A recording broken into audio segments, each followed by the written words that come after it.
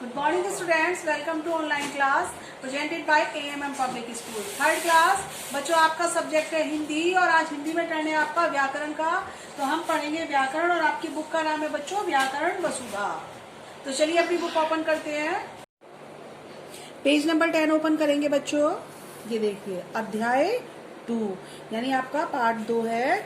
Part का नाम है आपका वर्ण और वर्णमाला, लेटर एंड अल्फाबेट। वर्ण और वर्णमाला को हम इंग्लिश में बोलते हैं लेटर एंड अल्फाबेट। बच्चों जब हम बात करते हैं तो हमारे मुंह से कुछ आवाजें निकलती हैं, बहुत तरह की आवाजें निकलती हैं और आवाजें भी बहुत तरह की होती हैं। जैसे चिड़ियों का चहचहाना, जब माँ पूजा करती है तो वो भजन गाती है, आरती गाती है। जब हमारी गली में डॉगीज भौंकते हैं उनकी आवाजें होती हैं। इन आवाजों को हम अलग अलग लिखते हैं और ये जो हम आवाजों को लिखते हैं ये वर्ण कहलाते हैं। अब देखिए वर्ण की परिभाषा क्या होती है बच्चों, सही ये देखिए। बोलते समय हमारे मुख से जो भी ध्वनियां निकलती हैं इन ध्वनियों को वर्ण कहते हैं। और वर्ण भाषा की सबसे छोटी इकाई है, इसके और छोटे टुकड़े नहीं किए जा सकते। जैसे अब देखो बच्चों, ये हमारी पिक्चर दी हुई है, फूल, सेब और चिड़िया। अब हम फूल हमारा एक शब्द है। अब इस शब्द का हम विच्छेद कैसे करेंगे? फूल में सबसे पहले क्या यूज हो रहा है हमारा? फे अलग कर लिया, इसके नीचे हलंत लगाया, प्लस कौन से ऊ की मात्रा लग रही है? बड़े ऊ की, तो बड़ा ऊ लिखेंगे। फिर प्लस का निशान लगाएंगे। फिर हमारा है ले के साथ किसकी आवाज आ रही है हमारी? ए यहाँ लिखेंगे। तो ये हमारे फूल का हो गया वर्ण विच्छेद। इस तरीके से इन शब्दों के भी वर्ण विच्छेद किए गए हैं। और वर्णों के इनके और छोटे टुकड़े नहीं किए जा सकते। जो हमने टुकड़े किए हुए हैं ये सबसे छोटे टुकड़े हैं, इनके इससे ज्यादा टुकड़े नहीं हो सकते, इसीलिए ये सब वर्ण हैं। वर्णों के व्यवस्थित समूह को वर्णमाला कहते हैं। जैसे कि बच्चों हम वर्ण को लिखे हैं तो एक सीक्वेंस में लिखते हैं कि हमने स्वर लिखे तो एक सीक्वेंस में लिखेंगे ए आ ई उ, और व्यंजन लिखेंगे तो एक सीक्वेंस में लिखेंगे क ख ग घ। तो उस सीक्वेंस को, उस समूह को, व्यवस्थित ढंग को, क्रम को हम वर्णमाला कहते हैं। वर्ण हमारे कितने प्रकार के होते हैं बच्चों? हम काइंड्स ऑफ लेटर्स पढ़ेंगे। वर्ण हमारे 2 प्रकार के होते हैं, एक स्वर और नंबर 2 व्यंजन। स्वर हमारे 11 होते हैं और स्वरों का उच्चारण बिना किसी वर्ण की सहायता से किया जा सकता है। यानी जब स्वर्ण बोलते हैं, जैसे हम बोलेंगे ए आ ई उ री ए ओ औ, तो इन्हें बोलने में हमें किसी और शब्द की सहायता लेनी नहीं पड़ती है, किसी और वर्ण की जरूरत नहीं पड़ती है। ये हम बिना किसी वर्ण की हेल्प के बोल सकते हैं। परंतु इसका जो दूसरा पार्ट है बच्चों व्यंजन हमारे 33 होते हैं और इन्हें हम बोलते हैं तो स्वरों की सहायता से बोलते हैं। कैसे बोलते हैं बच्चों? देखो कै के साथ किसकी आवाज निकल रही है? ए की।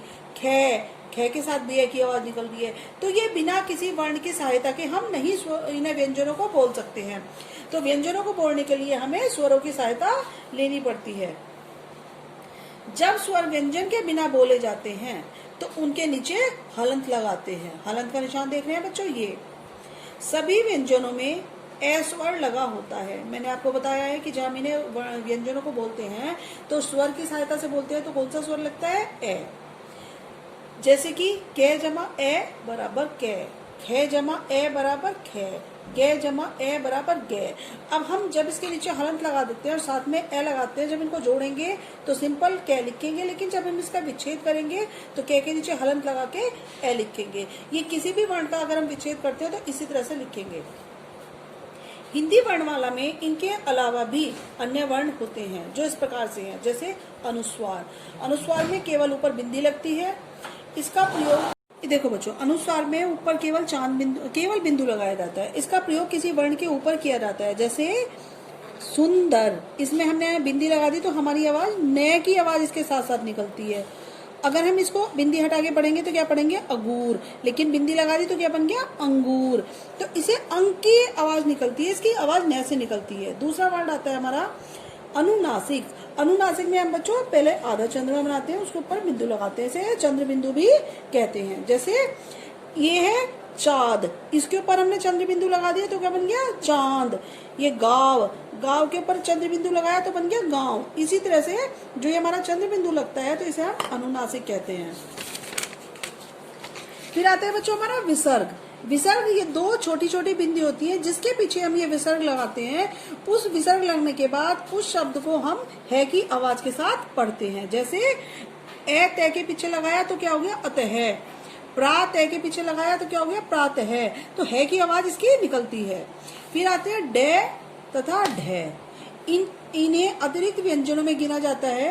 इन वर्णों से शब्द की शुरुआत नहीं होती है। जैसे पेड़, कभी भी डे और ढ से शब्द खाली नहीं बनते हैं, इन्हें दूसरे के साथ मिला के शब्द बनते हैं। पढ़ना, पकड़, सड़क आदि। अब फिर आता है हमारा संयुक्त व्यंजन। छह क्षत्रिय, त्रय त्रिशूल, गे ज्ञानी, शय श्रमिक, ये हमारे 4 वर्ण हैं संयुक्त व्यंजन। ये 2 व्यंजनों के मेल से बनते हैं। जैसे श्रेय, शय के साथ हमारी के और शय षटकोण मिलाया तब हमारा बना, और प्लस ए तब हमारा शय क्षत्रिय बना।